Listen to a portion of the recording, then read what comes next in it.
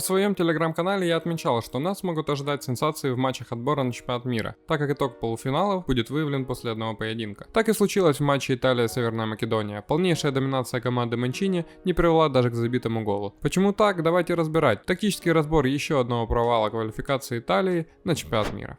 Так как македонцы оборонялись в схеме 4-4-1-1, задача Италии была вскрывать фланги и полуфланги, и оттуда создавать опасность прострелами и навесами. Перед матчем нам показывали 4-3-3 от итальянцев, но на самом деле так они располагались только при обороне. При атаке же команда Манчини перестраивалась в 3-4-3, где вместе с тремя защитниками центр контролировали два опорных – Жоржиньо и Вератти. На флангах же происходили следующие интересные взаимодействия, причем разные с каждой стороны. Слева поднимался выше Эмерсон, а Инсинье заходил в зону полуфланга. Получается, с Вингером взаимодействует крайний защитник. Справа широкую точку занимал Берарди, а зону полуфланга использовал Барелла. Здесь же центральный полузащитник взаимодействовал с Вингером. Хочу сразу отметить, что в моментах и те, и другие могли меняться позициями, но структура атаки всегда сохранялась. Такие взаимодействия приводили к большому количеству прострелов и навесов. Но реализовать это в гол не удалось. Давайте разберем.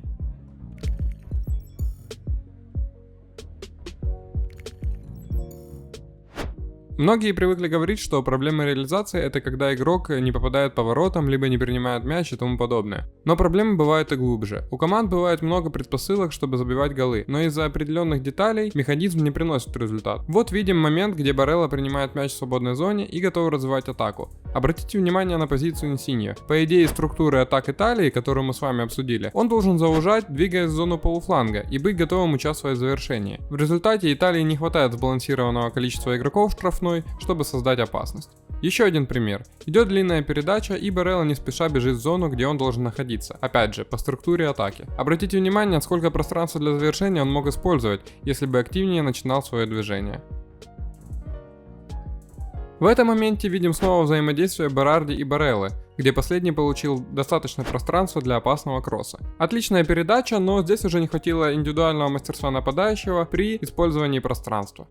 А в этом моменте просто не хватило самого нападающего на его месте. Видим то же самое взаимодействие Эмерсона и Инсинье, но зачем-то туда подлез и центр-форвард Иммобиле, который впоследствии мог бы подкараулить свой момент в штрафной соперника. Еще одно отличное взаимодействие, но тут банально плохо технически исполнена последняя передача. И таких предпосылок было очень много в матче. Италия постоянно давила на соперника, создавая опасность все больше и больше и больше. Во втором тайме тем более. В этот раз Берарди вытягивает на себя защитников, и вследствие у Бареллы появляется пространство. Навес, но снова без адресата. И последний показательный момент, который мог бы изменить все. В этот раз слева Эмерсон, как мы и говорили до этого, вскрывает полуфланг во взаимодействии с Пеллегрини, который играет на позиции Инсинье. Было сделано все, кроме грамотного открывания нападающего и последнего паса для реализации этого момента. Ну а что же Македония? Почему они так мало атаковали?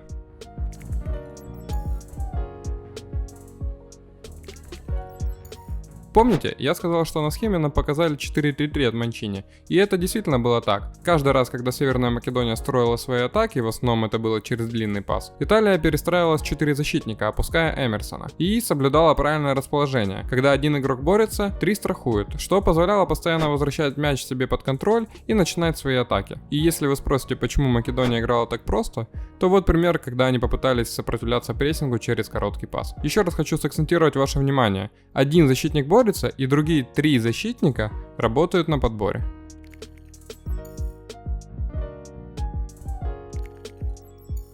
Скажу свое мнение, я не сторонник выпускать защитников на последних минутах при равном счете. Зная по себе, нелегко сразу войти в игру с заменой и прочувствовать вот этот ритм и темп, пропитаться движением на поле. На это нужно время, как атакующим игрокам, так и защитникам. Я ни в коем случае не виню в этом моменте Киелини, я обожаю этого защитника, но мне кажется, что в этом моменте, если бы остался на поле Манчини, тот, который защитник, а не тренер, то я думаю, он сыграл бы этот мяч в зоне, так как уже отлично чувствовал такие моменты, которые повторялись на протяжении всей игры. По итогу, незабываемая ночь для Трайковского и непередаваемые эмоции его команды. Best of 1 это всегда лотерея. Уверен, было бы 2 матча, Италия все равно бы прошла, несмотря на результат этого. А так, лично мне очень жаль, что такая сильная команда, как Италия, не поедет на Мундиаль. Подписывайтесь, чтобы не пропустить новые видео, а также пишите свой комментарий по поводу этой игры. Спасибо за внимание.